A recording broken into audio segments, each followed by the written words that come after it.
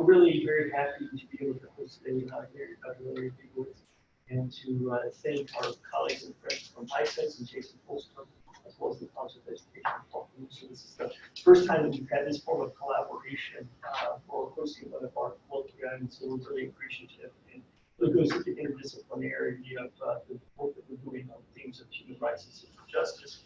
And the work that Larry's going to be presenting today, I think, really goes to the heart of the combination of the natural sciences, the social sciences, and humanities in tackling some of these kind of larger, bigger scale problems that we see. So let me introduce Larry, although I know he's got a number of former colleagues here and friends. Dr. Larry Liebovitch is the professor of physics and psychology at College, City University of New York, and an adjunct senior research scholar at the Advanced Consortium for Cooperation, Conflict, and Complexity, that is the 3Cs, at the Earth Institute at Columbia University. He previously served as Queens College Dean of the Division of Mathematics and Natural Sciences, and of course at Florida Atlantic University was the interim director of the Center for Complex Systems, Brain Sciences, and Associate Dean for Graduate Studies and Programs of the Charles E. Schmidt College of Science. Dr. Liebovitch, Larry's work is very varied and looks at lots of different very interesting issues that again touch on many of the themes of the initiative. But his work has analyzed data and developed mathematical models of complex physical systems, the motion of gas and stars and spiral galaxies, I guess of course I'm sure physics, the flow of fluids through cells and tissues, and the spread of biological and electronic infections. He's also applied methods from the physical sciences to understand social systems, and that's what we'll be talking about today. Some of this work includes the fluctuation of commodity prices in ancient Babylon, which actually I'd like to hear about that presentation as well. The behaviors of people in psychotherapy and the conditions needed to sustain peace in the world. That's what he's speaking about. He's authored books on fractals for the life and social sciences, and he has videos and conference presentations that are available on his website. We'll also go into that. So without further ado, let me turn it over to Dr. Thank you. Thanks very much. It's a pleasure for me to be back here. So thank you very much for the opportunity to speak with you today. As you said, I'm going to be talking about sustainable peace and mathematical models and data science in terms of what I've been doing. And I'm from Queens. So Queens is one of the 5 boroughs of New York City. It's about 10 miles on a side with about 2.3 million people. And it's also a county, and it's the single most culturally and ethnically diverse county in the entire United States. And this left over from the 1964 World's Fair. This, the Unisphere is sort of the unofficial symbol of Queens. And not so far from the Unisphere are these towers in the New York State Pavilion, which I've included here in case there are any fans of the Men in Black movie. So Queens College itself has about 20,000 undergraduate and 5,000 graduate students, and about half were born outside of the United States, and about 600 full-time faculty. And as you heard, I work on a number of different systems. This is even only a partial list, actually.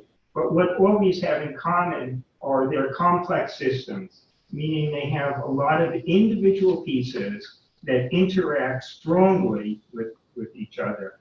For example, physical systems that include motions of stars and gas and galaxies, and motions in proteins, biological systems such as gene regulatory networks and the timing of heart attacks, and what I'll talk about today, models of sustainable peace, and also emotional interactions between therapists and their clients in psychotherapy. Well, most research studies on peace have analyzed peace only in a negative way, considering it only as the absence of conflict, violence, or war.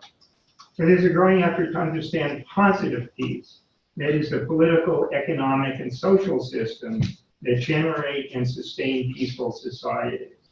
And some of the work that supports this has been done by Douglas Fry and Peter Coleman and Morton Deutsch and Paul Beal and Gary Gertz and Yusuf Mahmoud. And this is an example from Douglas's Fry work published in Science in 2012, where he goes through a number of examples of peaceful societies.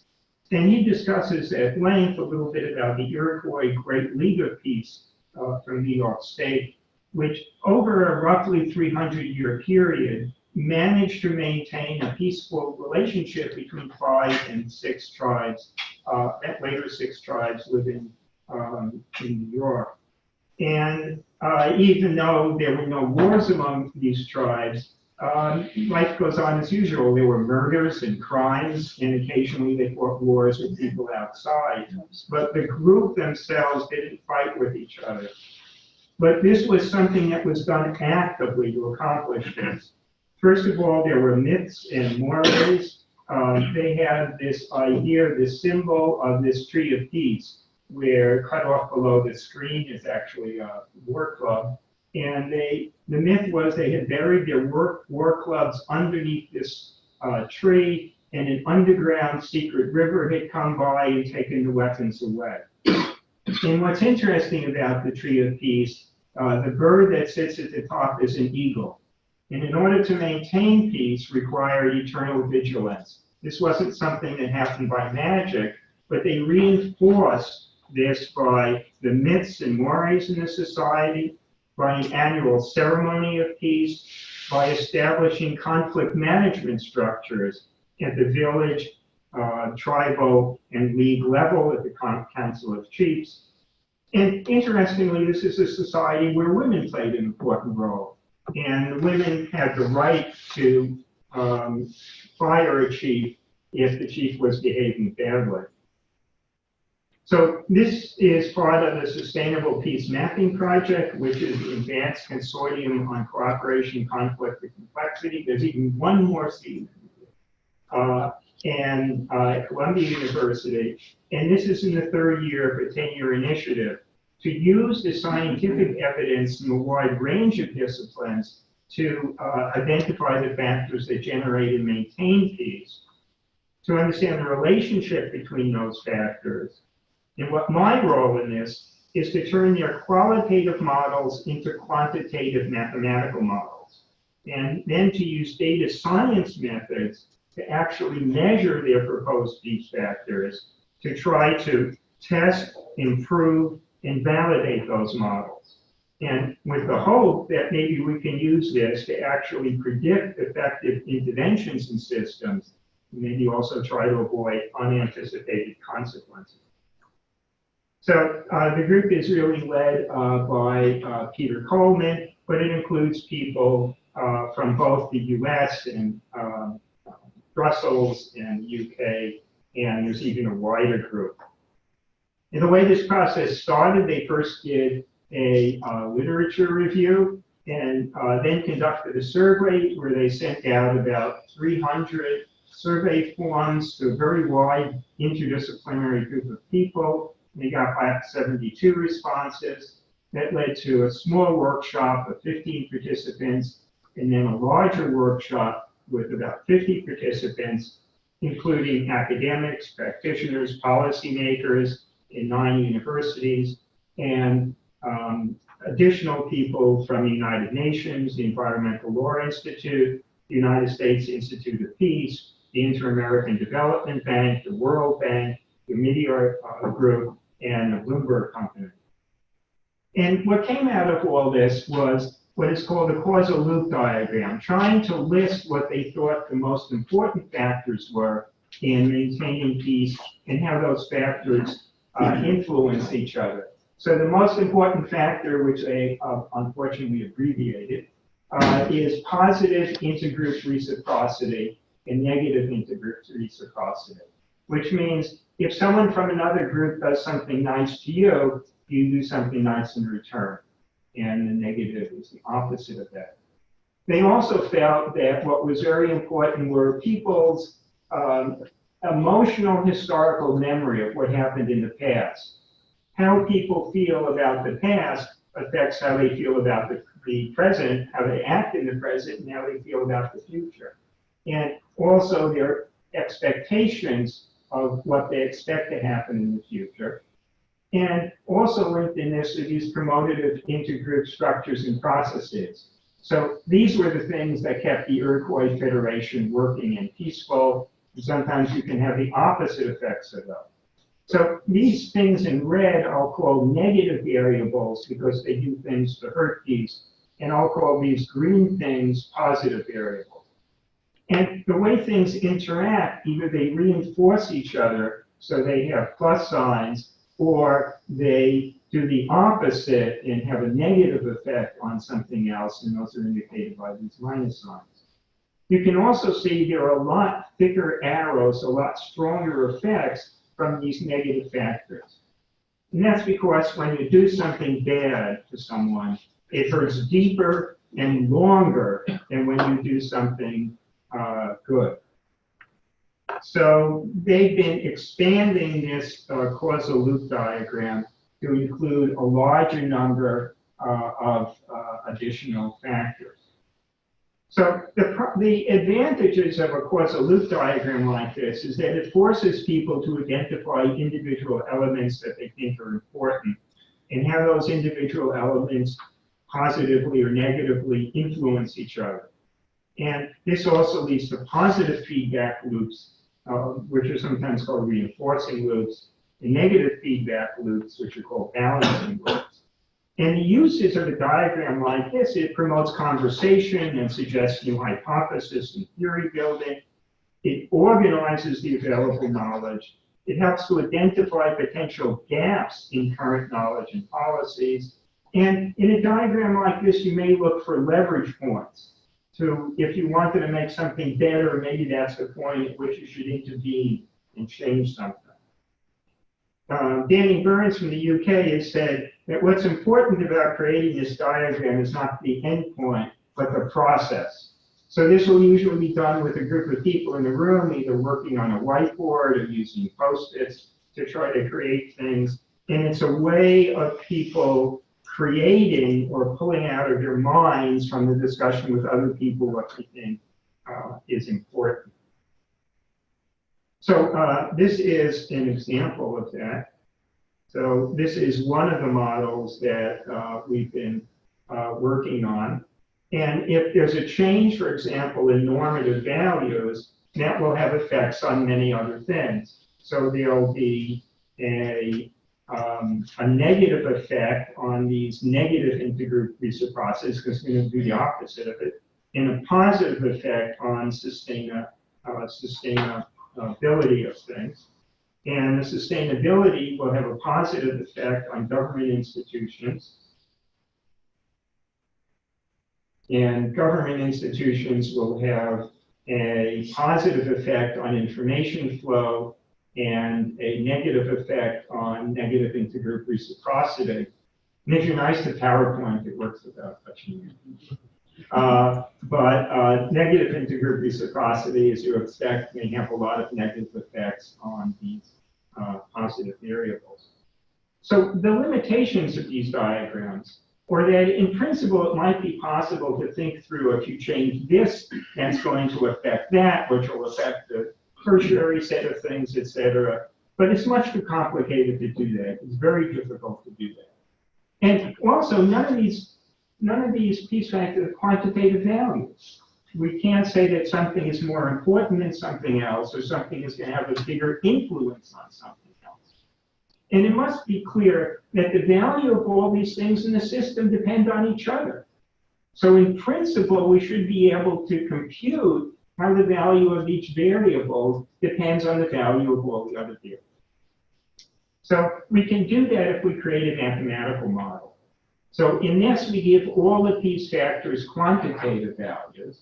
We have to give quantitative values between the connections of the piece factors. But now we can compute how everything else influences everything else and how that evolves in time. We can also compute what happens when we change something in the system. And part of what we've been doing is to use these numerical equation solvers as a back end of a graphic user interface, which I'll show shortly. And the real advantage of this mathematical model is that it's quantitative.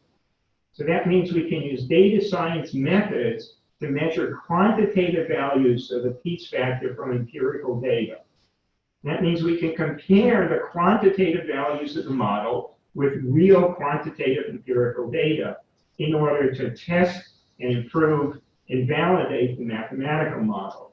If we can do this, we would hope the model would then have predictive analytics. That is, we can predict the outcomes from proposed intervention and avoid unanticipated consequences. Well, a mathematical model like this also has limitations. We must define the quantitative relationships between these Peace factors and how they evolve in time. And we may have, which is the case, only limited data to decide what those relationships should be. So we may have to make uncertain choices at those relationships. And the solutions to the equations might be challenging. And since there's also limited data, empirical data, we may have difficulty finding enough empirical data to compare to the model to see whether the model is really accurate. So what's needed to make a mathematical model is we need a quantitative assessment of the strength of influence from one variable to another.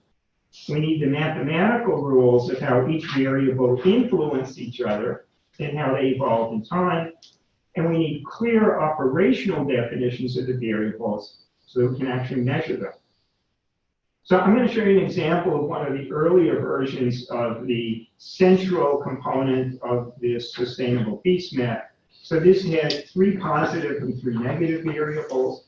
The positive variables are positive intergroup historical memory, positive goals and expectations, and positive intergroup reciprocity, and then negative values of it. So this is what that model looks like. The blue arrows are positive interactions, the red arrows are negative interactions, and these are those 6 variables. Well, Jacqueline Donahue, working with 3 students at Columbia University, went through 49 articles in the literature to try to see if they could identify these factors in those articles and see if those articles reported connections between the factors. And from that, she did an ordinal estimate of how strong the connections are. First of all, some things are not connected, or things are connected in a low, medium high, or high way. Based on those values, I could assign approximate quantitative values because I know this system has different functional regimes. And I can sort of understand by what they mean by low, medium, and high to choose quantitative values that will represent those different regimes. So this is the actual equations that we use. And it's not as intimidating as it looks, so I'm going to explain what each of the pastel-colored Florida appropriate colors are in the system. Basically what this term, the first term says, if the value of a variable gets too big, we're going to cut it down, because otherwise it will go off to infinity. And infinity is not a nice place for us, so we're going to reduce it. But we reduce it proportionately. That is, if it's 100, we make it 90. If it's 10, we make it 9. The second term is a self-stimulatory term. So if you do something good for someone else and they do something good for you, does that make you more likely to do more good things? Or this term could also be representing the global effects of those conflict management systems and the other mores that have been put in place by the Iroquois Federation. And this last term is the interaction from one factor to another. And the interaction is done so at low levels, the interaction between the variables is linear, but at a high level, we think there's a range beyond which the variables will not influence each other. And so this hyperbolic tangent function puts a threshold. Another way to explain this threshold is in the olden days in the Bronx, my mother would say to me, Larry, if everyone else jumps off a cliff, are you going to jump off a cliff? And the correct answer was no. And so that's what is a threshold. Okay, I should also say these equations are basically the same equations for what's technically called a recurrent artificial neural network. And in a non-recurrent artificial network, you would have an input and an output, and you would train the system and train the values of these parameters to get the right answers when you put in some inputs. But in this case, we don't know what the right answers are. We don't know what the memories are. We're trying to get these parameters from other things we know from real data. And then it's up to us to explore what memories we've unintentionally created in the system. And we do that by mathematically exploring properties of the system. And what we find in the system, at long times when we evolve it, it only goes to one of two places, which are called attractors. It never winds up in between. All the sets of values of the variables wind up with one set or another set. There's what I call a bad attractor, where the values of the positive variables are 0, and the values of the negative piece factors are large, or the reverse. There's one good attractor, where the values of the positive piece factors are large, and the negative piece factors are 0. And what's really interesting is you run this from all different initial conditions.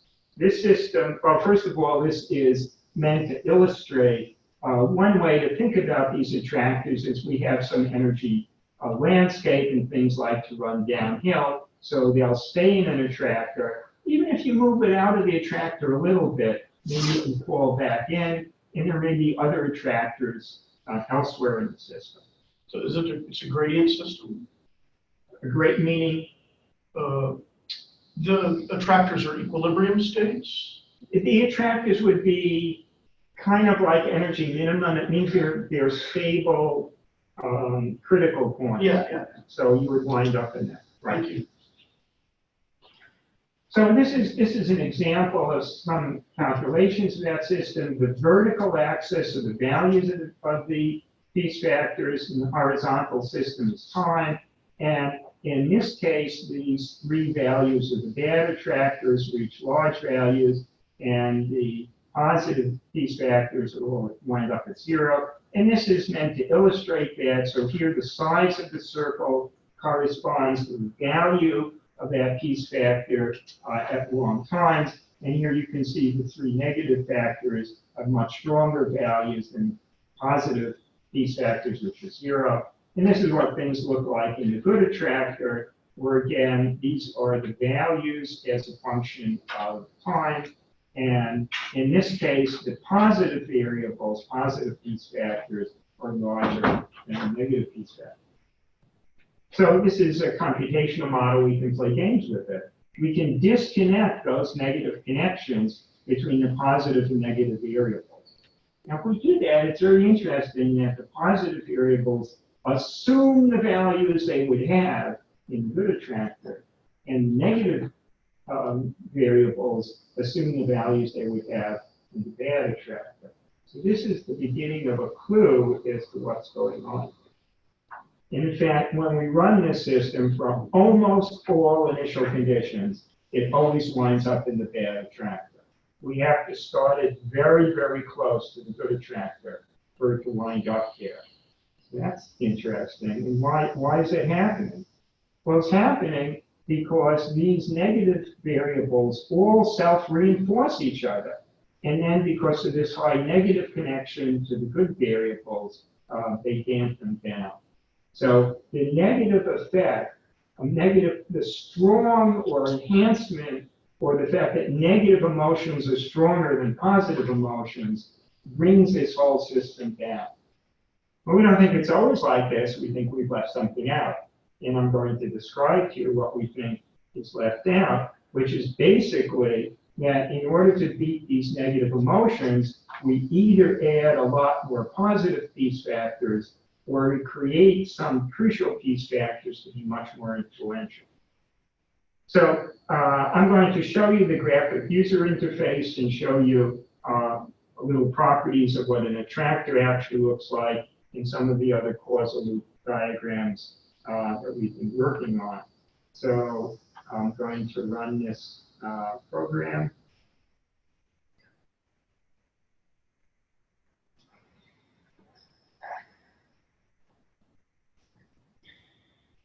Those are the class functions. I finally learned object-oriented programming. And this is the program. So this is actually model 8. And this is what the interface looks like. So this is the same plot I showed you before. These are those 6 variables. And I can point on the calculate button. And if I calculate, it will produce the plots I showed you before of how the variables change in time. Here the 3 positive variables have gone to 0, and the 3 negative variables have become very strong. And the way this is represented graphically is we make the size of the variable names proportional to their value. And so this is a bad place. Well, maybe we can get out of this. Why don't we make the good variables really strong? And then we have a chance of having them turn down what the bad variables are. So I'm going to do that. I'm going to first of all reset the initial conditions. And if I click on a variable name, it will actually pull up the screen on the left, which shows the connections to other variables. So in this case, this negative variable has a very strong connection to the positive integer reciprocity. So I'm going to make that 0. And so that arrow is going to go away. And I can increase the effect of the positive variables by making the positive variables have a stronger negative effect on the negative variables. I'm going to do that by making this -10. Okay.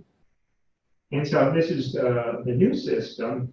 And if I now calculate where the system winds up at long time, what you see is these 3 negative variables. There's one here, it's hard to see. It started off higher, it's gone to 0.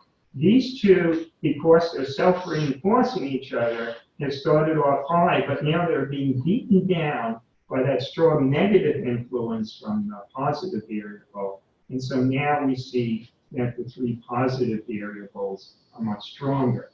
So the point of having a tool like this is that you can play with it and try to get some intuitive sense of how the variables are interacting. So what we really want, of course, is to run a model that's a little more sophisticated than that.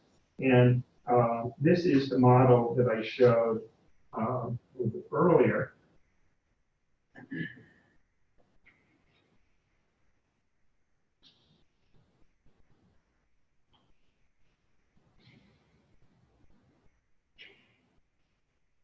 And so this is all those connections, again, blue connections, and they have different strengths, represented as different thicknesses of the arrows, and red are negative connections. And if I calculate this, we'll see where we wind up. And I'm going to click on one of these just to clear the screen a little bit. And I click on one of the variables, it just shows the input and output connections to that variable. So now you can see in this model, there are 4 negative variables that have gotten very small. And what's happened is a larger number of positive variables have now pushed down the negative variables and overwhelmed them, even though the connections between the negative variables are stronger than the connections between the positive variables. Another thing I want to point out to you, an interesting aspect of this model is that the people's memory of the past, positive memory of the past, is not 0, but it's much weaker than their expectations for the future. That the strongest variables with the largest values for positive integer reciprocity and expectations of future goals and values. We're going to come back to this a little bit later. And another model we're running, so that was a model with really a lot of dense connections. Another model which has less dense connections is this one. And let me run this model. And what happens with this model is because there are not a lot of links from a lot of the positive factors into the negative factors, the links go through this sort of gateway or leverage factor, really gateway factor. And the same thing up here a little bit. So even though these positive factors reinforce themselves, they aren't really tamped down the negative factors. Well, I said there are multiple ways to fix the system to get it from the bad to the good attractor. I showed you in the previous model, we can add a lot of connections, make a lot of dense connections. In this model, if we change the importance of this factor, which is actually the constructive processes from the Iroquois Federation, if we actually make this more important, we can have it produce a stronger effect on the negative factors, we can actually get to the good attractor. So I'm not going to show that, but I do want to emphasize that the largest value of all the variables in this model is the negative integer reciprocity. And we're going to come back to that also. Larry, when you have multiple influences that go into a single node, are the influences summed, or is there a function that operates over the individual? There's some, but they have that hyperbolic tangent function. So depending on the value of the input, either the effect will be linear or it will reach a threshold. So the sum of those thresholds, the thresholding function is applied to the sum of the inputs. And no, it's applied to each input separately. Okay, so let me get back to the PowerPoint. So what we learned from this is, first of all, we created this graphic user interface. If anyone cares, this is written in Python 3 using tkinter. And we've made this available open source, so it's available on GitHub. We see that the system only has two attractors, a bad one and a good one. It has some ups and downs, but it does not have limit cycles or chaos. And it almost always goes to the bad place because the interactions are stronger between these negative factors. But we can make it go to a good place if we add more piece factors, if we increase the effect of certain important good factors, if we self-reinforce positive behaviors, if we have input from the outside that would be equivalent to norms or institutions from other levels. The importance of this list is that it means in different situations, there are different ways to fix a bad situation. And this is going to be context dependent on how we try to do something. So that's interesting. But the most important lesson here is sometimes a quantitative mathematical model like this can help us see properties of a qualitative model that may not be obvious in the qualitative model alone. So where we stand and where we're going with this, I'll describe how we turn causal loop diagrams into input into the model. We have the numerical equations and both the formulation and the numerical equations of the models work in. We're trying to look at the mathematical properties of the model we've accidentally created to see what they really are. I've already shown you the GUI. And what I want to talk about most next is the data science component of what we're doing. Because we're trying to get quantitative values from empirical data. And we've been looking both at structured data and unstructured data like social network data and trying to do some other things as well. So the way, as I already said, the way these causal loop diagrams are done by people working together is usually using Post-its or a whiteboard and moving things around and thinking things through. Usually these people are capable of using PowerPoint, and if they can create a causal loop diagram with certain restraints on how things are connected. In PowerPoint, each box like this has 4 connection points, so as long as you do it here, you're not an arbitrary point. And you can draw lines of different colors and different thicknesses. We've basically written a Python program that converts the PowerPoint into the input files we need for a mathematical model. And the way this works is in 2007, when PowerPoint shifted from PPT to PPTX, they changed how the file format of how PowerPoint is stored. And in fact, if you change a PowerPoint file from extension from this to zip, at least on the older operating system of the Mac, and double click on it, now you have to go to terminal and do an unzip command.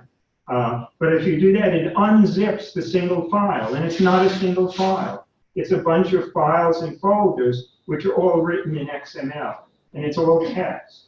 And basically what creates this PowerPoint are a series of written text instructions. And if anything, Python is good at parsing text, so you can pull out the names and the location of the boxes and the lines that connect to them and the thickness. And from that, we can create the strengths of the interactions between the system that lead to this diagram. So far I've been talking about what I would call a general model, that all of these things I've shown you seem to make sense. They come from people who work in this area, who are scholars or practitioners or commentators, and we think this has the properties of a complex system. If I push it out of an attractor, it goes back into an attractor. There are bifurcations and a lot of other things that policymakers should understand before they intervene in any system. So that alone has value. But what we're really aiming at is a specific model that has predictive analytics. That is, we want to be able to measure quantitative values of the piece variables and the strengths between them, to compare, to get real data into the system and see whether the model really produces a match to the empirical things we can measure. So, as I said before, my students, Jacqueline was involved in determining the connections between the variables. Lonnie Schrager has been working to try to understand the mathematical properties of this model in terms of the attractors and when the system goes bad and what factors we can change to change that. One of the things he's been doing is holding each variable, each piece factor fixed at a given value, and then seeing how the rest of the system reacts to that, and doing that at different sets of values. When he does that here, this is a measure of which attractor we're in. It's actually the average value of the positive variables minus the average value of the negative variables. And as he varies one of the factors, this is in that loosely connected model, you can see there's a sharp change, phase transition, a sharp change from the bad to the good attractor.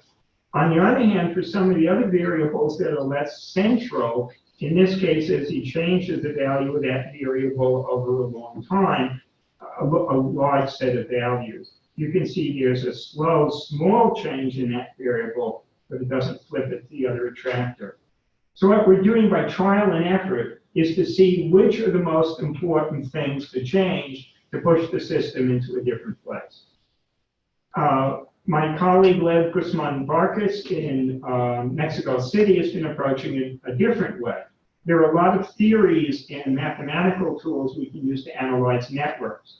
So he's been looking at functions like betweenness that define different communities, which identifies this pronorms factor and this constructive processes factor as being particularly important. And you don't need a computer to do this either. If you were doing this entirely qualitative, you would think these two factors play an interesting role in the system. So there are a number of ways to change what's, to determine either theoretically or by trial and error, which are the most important elements in the system in affecting the whole system. And to shift into full jargon, but for very briefly, I'll tell you when it's over. Another analysis he's been doing is to look at the components of the eigenvector of the largest eigenvalue. And that's over. Because that component with the largest value should be the value of that variable at long times in the attractor. And in fact, that's true for this system. That analysis predicts this system that negative reciprocity should have the largest value. And that's actually true. But this analysis does not work for the densely connected diagram. And in fact, most of these analyses of networks usually assume the connections are either there or one. And here we have a system where the connections are either positive or negative, and they have different strengths. So we don't really have the mathematical tools to do the analysis here the way we would really like.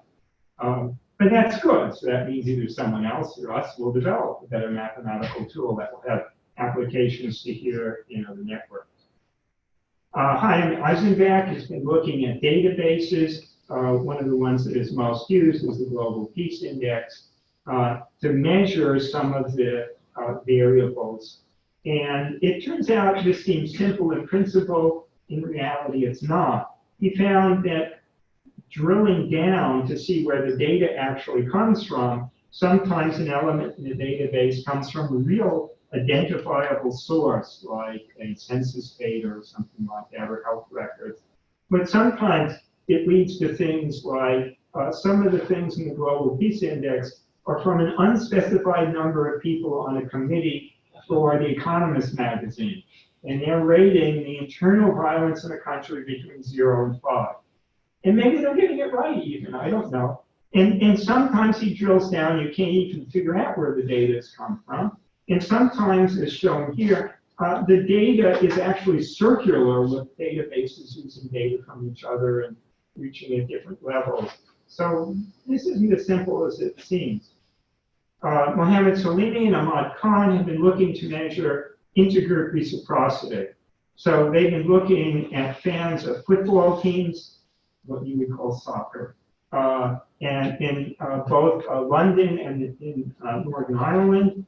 And they can identify them by the hashtags they're using about the team, and then they're looking for other hashtags that the same people use. And in this case, they were looking to see whether fans of the same team used Britain First or Refugees Welcome, which are sort of opposite websites supporting or opposing refugees. In fact, we had what they found actually is most of the teams, maybe not Arsenal, but actually had a pretty good components of people from both groups, which is actually healthy. So that's interesting. The bottom graph is they're also looking at UK census data to see what the ethnic makeup around the stadiums was. And Adina Beckhofer has been looking to try to measure positive and negative historical memory and intergroup future goals and expectations. So she defined a series of about a dozen words or more that people would use talking about the past or talking about the future.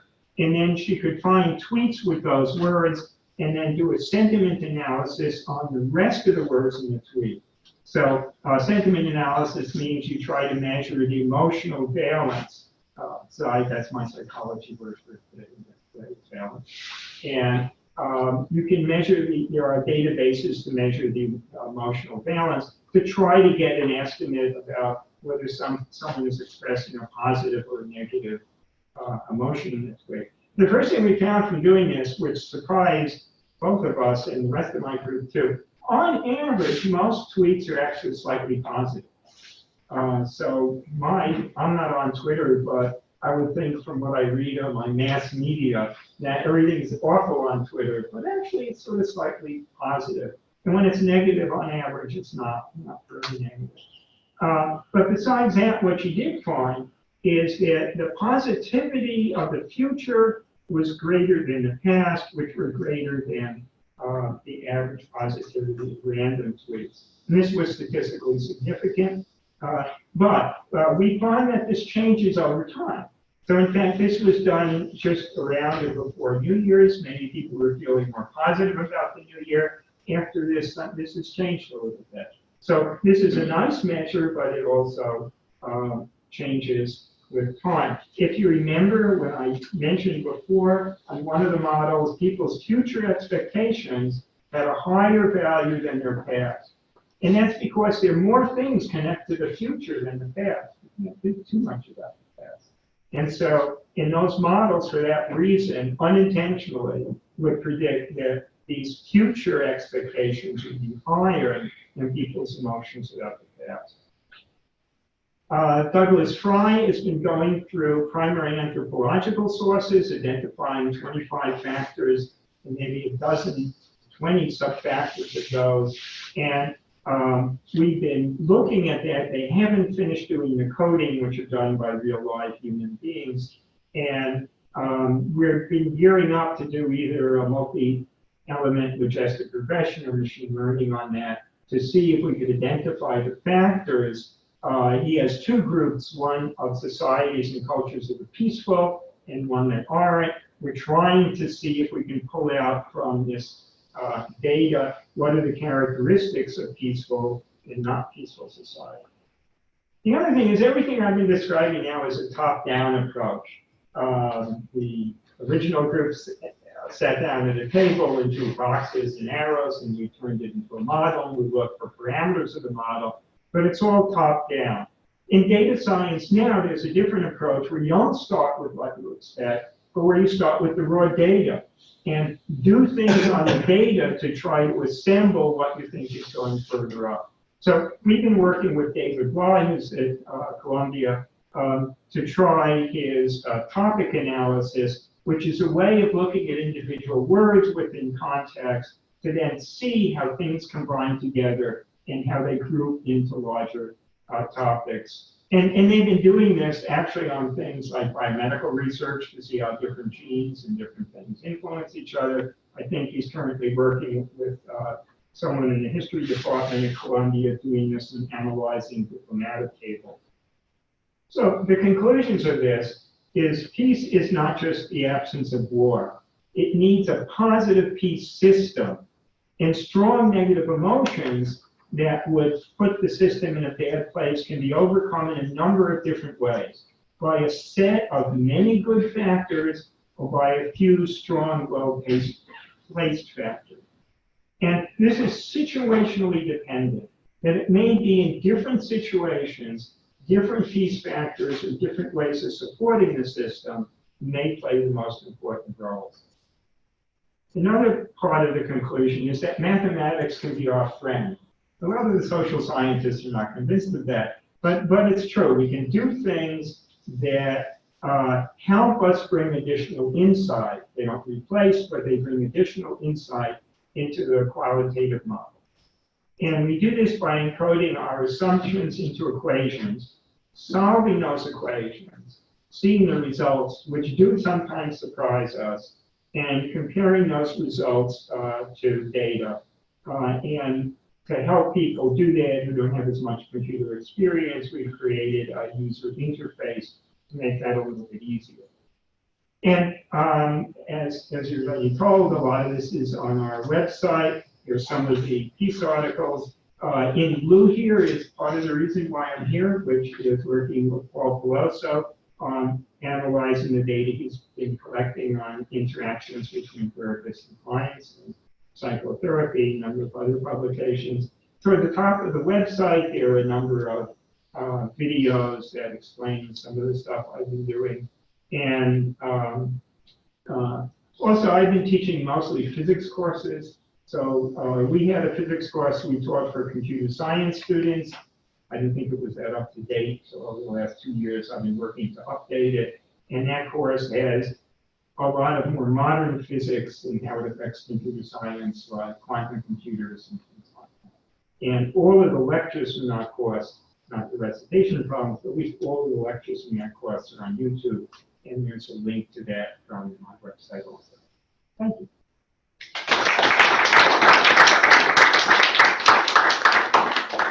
So Larry, we had a couple of questions I'm sure we've got. Let me just do this.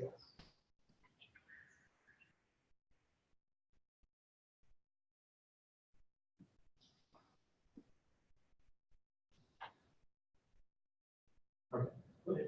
So I know we've had a couple questions. I'm sure we've got some others. I'm also mindful of the time, so if some people need to leave, please feel free to do so.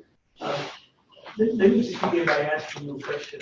You start off the presentation talking about how you went from kind of a qualitative understanding of what the variables are in terms of the causal piece, then modeling that kind of qualitative understanding through essentially using content analysis going through the journal articles. And ultimately, then what you want to do is to empirically test to see how well the model actually responds to the real world situation. Looking at the factors that you have in the model, you know, most of the time in social science, of course, we're always used to dealing with concepts that we have to operationalize, but we never have direct measurements of things such as power or peace. So you look at the factors that you had, and thinking about the data sets that I'm aware of, in which we've been collecting the data, those factors, those variables would oftentimes maybe be absent or they'd have to be conceptualized in some form or fashion. So I was wondering if you could maybe talk to us a little bit about how you're going to go from the factors that you've identified within the model to then deconstructing and reconstructing some of these large data sets that you had a slide on to actually be able to pull out some of those for the empirics that you want to look at. Right, I think it's a very good question. So actually the process we've been going through is what those factors represent is sort of confusing to me. It's been confusing to my students too. So I kept asking the social scientists that we work with, you know, if they can give us examples. Please give us specific examples. So that's a way of operationally defining it, and then we know what to go to measure. So we did that for a while. They didn't come up, the examples were concrete to them, but not concrete enough for us to measure it. So I think we're sort of struggling to think of some things. So, you know, some things like the intergroup connections in terms of the football teams, you know, that seems to be a reasonable thing. So we're taking some steps at this ourselves. We keep pushing the social scientists if they can give us better examples. And I think this has forced them to think a little bit better about what they mean by stuff. But I think this has been a real issue. But it's good to be for them to be challenged by these kind of questions because it provides them the opportunity to clarify what they think. So I think that's a useful process. But I agree completely with you. It's been hard to operationally define things. So this is an ongoing interaction with us in the social sciences. So I have a similar question. So I was wondering during your talk, a similar kind of question of how do you quantify these variables in the middle and how do you assign numbers to these and figure out impacts? And I thought, well, maybe you don't care about that. Maybe what you care about only is the outcome of your modeling system and how well does it forecast. So if you focus only on forecasting capacity, what is the metric that you look at for the validation? So how do you quantify peace? Okay, so far we're not, the struggle we have at the moment is just to do a few operational definitions of a few of the peace factors. I think this is also a very good question because we can have, if we think all these factors are important, then we can have some overall measure, even a weighted measure of those factors that would define peace. The group, maybe about a year ago, you know, we went through a point of asking, you know, exactly what you're asking, which is what is the measure of peace?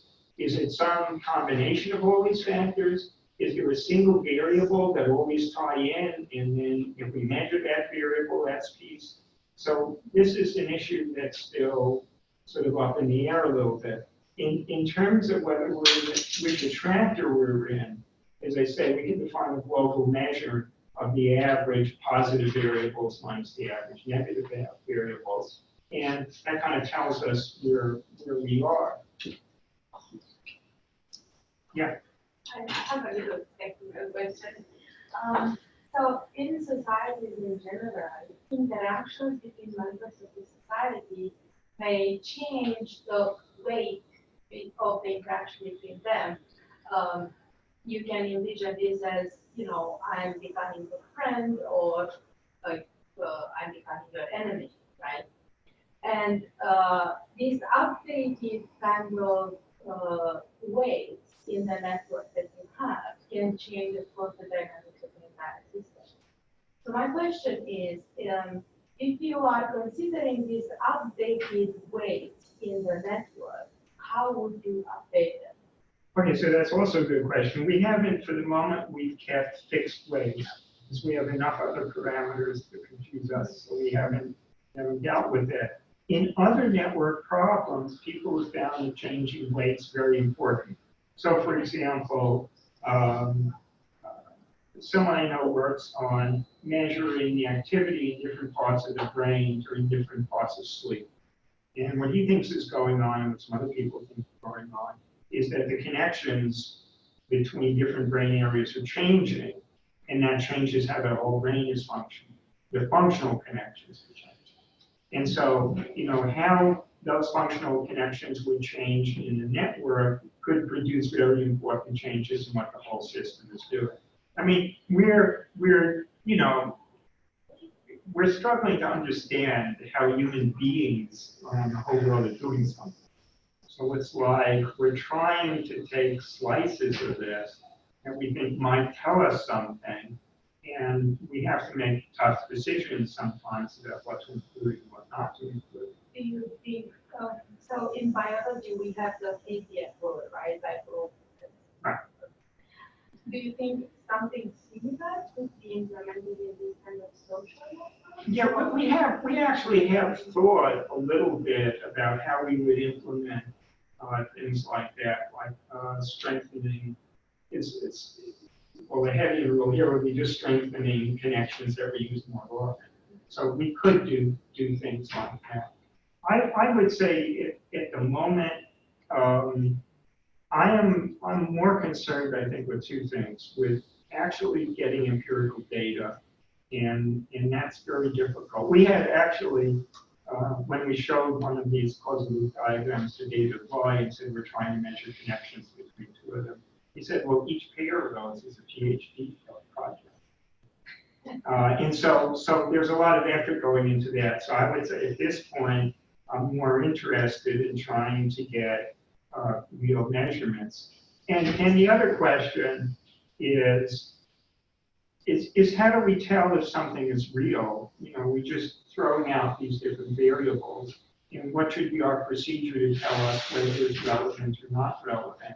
And even the social scientists that we work with that have a lot of experience in this haven't really yet dealt with when they put something down on paper, whether it's really true or not, or how to assess it's true. So those are areas that we haven't dealt with. I should say, so some of the people on this team, like Danny Burns and Philip Vandervoort, have actually worked with real-life systems and done real stuff, using these causal loop diagrams, not the mathematical model of them. So for example, Philip has worked with a project to determine the causes of obesity in the National Health Service in Britain. And Danny Burns has worked on a lot of different projects, including teenage pregnancies in the UK and places in Africa where they didn't have drinkable water. And you try to diagram the whole system. We had two conferences, one in Sheboygan, where we were trying to diagram different things that are important in Sheboygan, like homelessness and gang violence.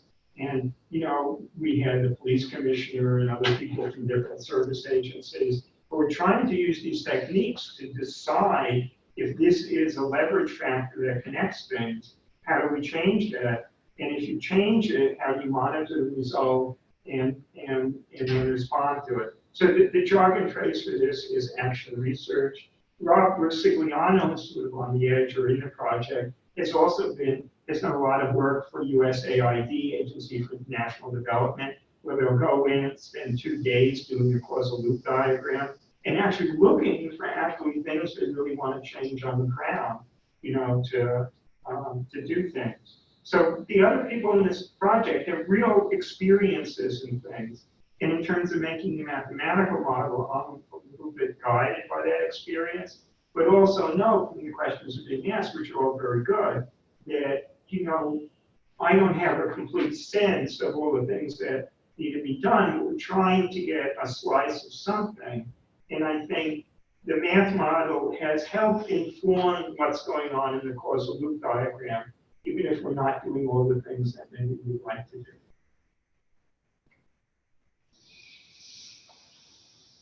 Mindful of the time, I know we're going a little bit over maybe about. Sure, So good last question. question that we always ask. It's kind of a softball question, obviously, Larry, but one advantage of dynamic systems, of course, is the scale. Okay.